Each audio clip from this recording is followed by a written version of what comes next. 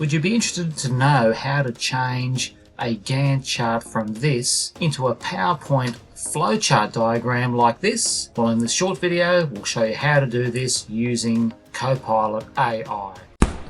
When we produce flowchart diagrams, most of the time we're concerned with high-level tasks, or at least a summarized version of the project that we wish to portray. Now, there's nothing stopping us from picking bits of the project, and such as the bit that I'm highlighting here, and converting that into a flowchart diagram. But for this particular example, we're actually going to roll up and look at high-level activities, or in other words, summary tasks to include in a workflow diagram.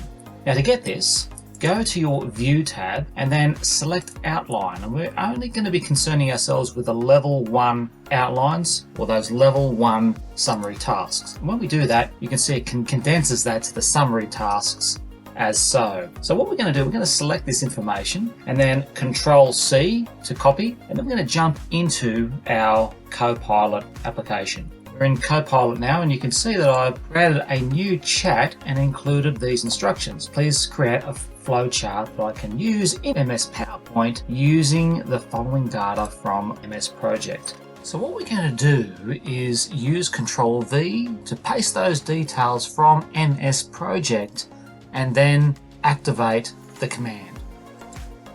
Now for me, about 30 to 40 seconds had passed, and you can see it's done this for us, and we can download the flowchart file. So let's do this. Download, and you'll notice that it's converted that into a PowerPoint presentation. So we can simply paste that wherever we like and click Save. Now we're going to open the file in MS PowerPoint. When you open your PowerPoint file that was created by Copilot, this is what you'll end up with. You'll end up with a series of boxes. It's probably too big for the one PowerPoint slide. So what I'm going to do is I'm going to quickly go in and do some brief formatting, and we'll see what can be achieved.